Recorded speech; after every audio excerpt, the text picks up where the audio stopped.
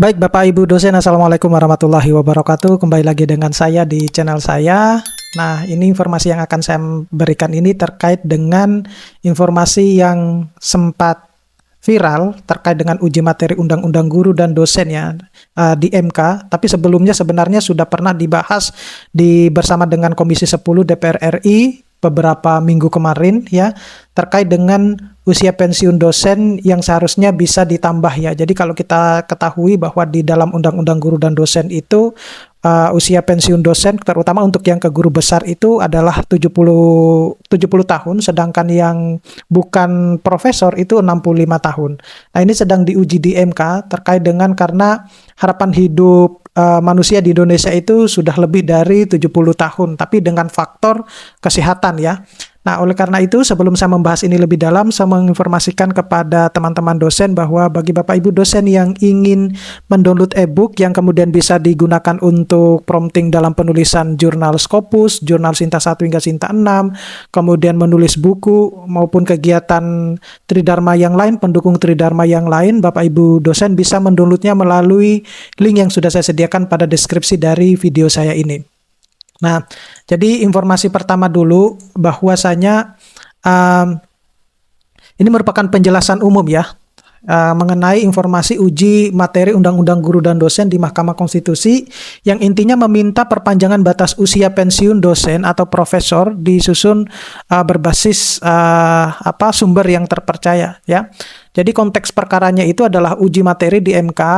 Ya, jadi di Indonesia uji materi atau judicial review itu di MK adalah mekanisme untuk menilai sebenarnya apakah norma dan undang-undang bertentangan dengan Undang-Undang 45 ya, Undang-Undang Dasar 45. Nah, jika MK itu menilai satu norma inkonstitusional, maka dapat menyatakan norma tidak mempunyai kekuatan hukum yang mengikat atau bahkan memberikan tafsir tertentu ya, atau memerintahkan konsekuensi hukum tertentu sesuai dengan kewenangannya. Nah, dalam perkara yang kita bahas ini, itu uji materi tersebut tercatat sebagai perkara nomor 226/PUU strip 23 tahun 2025 ya, yang dibahas dalam persidangan pendahuluan MK ya. Nah, norma yang dipersoalkan itu adalah usia pensiun dosen dan perpanjangan untuk profesor ya. Nah, inti masalahnya itu adalah pengaturan batas usia pensiun dosen di Undang-Undang Nomor 14 Tahun 2005 tentang guru dan dosen. Seperti itu ya. Di mana dari norma undang-undangnya bagian pemberhentian ketentuan berbunyi secara garis besar seperti ini Bapak Ibu dosen ya. Yang pertama itu adalah pemberhentian dosen karena batas usia pensiun dilakukan pada usia 65 tahun. Dan profesor yang berprestasi dapat diperpanjang batas usia pensiun itu sampai 70 tahun. Nah, jadi angka kuncinya itu adalah Undang-Undang 14 nomor tahun 2025 adalah 65 yang umum dan 70 perpanjangan khusus untuk profesor berprestasi. Nah, selain itu pokok permasalahannya ya, atau pokok permohonan minta perubahan 70 menjadi 80 itu dengan dasar kesehatan sebenarnya. Nah, dalam risalah sidang MK, pihak pemohon itu menyampaikan bahwa norma usia itu 70 tahun untuk profesor dianggap sudah kurang relevan gitu ya. Nah, kemudian dan memohon agar dimaknai menjadi 80 tahun dengan titik tekan pada kondisi sehat fisik maupun mental. Nah, permohonan ini itu mengaitkan argumentasinya dengan batu uji konstitusional ya, pasal-pasal Undang-Undang 1945, Undang-Undang Dasar 1945 yang dijadikan dasar pengujiannya. Misalnya antara lain pembukaan Undang-Undang Dasar 1945 tujuan negara mencerdaskan kehidupan bangsa. Kemudian pasal 27 ayat 2, pasal 31 dan pasal 28H.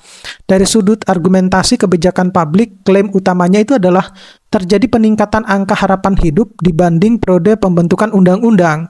Jadi kapasitas puncak profesor ataupun dosen senior itu dinilai masih tinggi pada rentang 70 hingga 80 tahun. Penghentian aktivitas akademik yang terlalu dini dipandang berpotensi merugikan perguruan tinggi ataupun bahkan mahasiswa gitu ya. Jadi uji materi ini adalah pengujian undang-undang ya terhadap Undang-Undang 45 sebenarnya ya, terkait dengan peningkatan atau bertambahnya usia masa pensiun untuk dosen ya, terutama untuk ke guru besar. Nah, ini kalau kita lihat bahwa tadi sudah saya sebutkan kalau dosen itu pensiunan untuk yang umum ya, itu masa usia pensiunan itu 65 tahun, sedangkan profesor itu 70 tahun ya. Ini ketentuan bersifat nasional dan mengikat. Nah, isu yang dipersoalkan itu adalah norma usia itu 70 tahun dinilai tidak lagi relevan karena adanya perubahan kondisi kesehatan dan umur harapan hidup serta potensi hilangnya sumber daya akademik berpengalaman. Tetapi ini juga kita harus dipikirkan juga ya bahwasanya ketika misalnya nanti direalisasikan usianya itu bisa sampai 80, kemudian hak-hak profesor itu untuk mendapatkan katakanlah tunjangan profesor dan lain-lain sebagainya itu kan butuh persyaratan dan lain sebagainya ya. Misalnya harus publikasi, kemudian harus tetap mengajar, melakukan penelitian. Itu seperti apa gitu ya. Mengingat kalau sebenarnya di negara-negara maju yang lain itu usia pensiun profesor itu juga cuma maksimal hanya cuma 70 tahun seperti itu. Nah, ini yang menjadi harus juga dipertimbangkan. Kalau misalnya kemudian di atas dari 70 tahun mereka sudah tidak perlu harus melakukan kewajiban harus publikasi dan lain sebagainya. Oke lah, mungkin 1-2 publikasi boleh lah, tetapi tidak harus misalnya tiap semester ataupun tiap tahun. Itu menjadi pertimbangan juga, mengingat bahwa ya kita ketahui ya perkembangan teknologi terus meningkat. Jangan sampai misalnya pada usia segitu itu penguasaan teknologinya sudah menjadi berkurang, sedangkan tuntutan untuk tetap publikasi itu diwajibkan. Nah, ini juga harus menjadi pertimbangan tersendiri ya. Nah, data pendukung umur harapan hidup itu kalau kita lihat umur harapan hidup di Indonesia itu rata-rata sekitar 74,47 tahun ya untuk di tahun 2025. Nah, angka ini tuh meningkat signifikan dibandingkan era pembentukan undang-undang ya. Artinya undang-undang dasar serta data bersumber dari Badan Pusat Statistik ya BPS. Nah, ini yang menjadi dasar tersebut ya. Jadi data pendukung yang lazim dipakai itu umur harapan hidup ya. Umur harapan hidup. Jadi argumen undang-undang itu sudah tidak relevan lagi karena umur harapan hidup itu meningkat. Nah, biasanya membutuhkan rujukan statistik. Nah, salah satu rujukan yang memuat angka resmi terkait dengan kesehatan penduduk adalah indikator umur harapan hidup saat lahir yang digunakan dalam penghitungan IPM.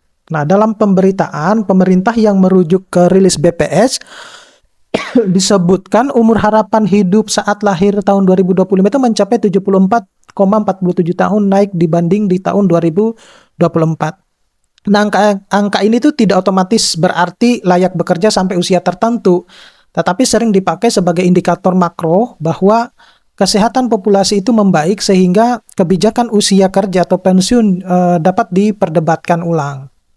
Nah, lalu seperti apa sebenarnya hierarki peraturan perundang-undangan ya? Nah, ini kalau kita melihat bagaimana MK menilai perkara seperti ini ya secara umum, dalam perkara batas usia pensiun, MK pada umumnya itu akan menilai beberapa hal ya. Yang pertama itu kewenangan MK dan objek uji. Nah, MK itu hanya menguji norma undang-undang terhadap Undang-Undang Dasar 1945, bukan langsung menguji peraturan menteri atau keputusan menteri kecuali jika dipakai sebagai konteks. Yang kedua itu kedudukan hukum, jadi legal standing ya, dan kerugian konstitusional. Nah, pemohon itu harus menjelaskan kerugian yang spesifik, aktual, atau berpotensi terjadi dan terkait langsung dengan norma yang diuji. Dalam risalah hakim juga menekankan perlunya uraian kerugian dan argumentasi bertentangan norma dengan Undang-Undang Dasar 1945 secara jelas. Yang ketiga itu adalah uji rasionalitas dan proporsionalitas kebijakan. Jadi pembatasan usia pensiun ini seringkali dipandang sebagai kebijakan legalisasi atau open legal policy, namun kebijakan seperti ini tuh masih bisa diuji jika dianggap diskriminatif tanpa dasar objektif, tidak rasional atau proporsional, atau melanggar hak konstitusional secara nyata. Sedangkan yang keempat itu kemungkinan putusan ya. Jadi secara tipikal, opsi putusan ini bisa berupa ditolak, misalnya karena norma dianggap konstitusional, kalau dikabulkan sebagai misalnya tafsir bersyarat atau dikabulkan norma dinyatakan inkonstitusional gitu. Nah, lalu seperti apa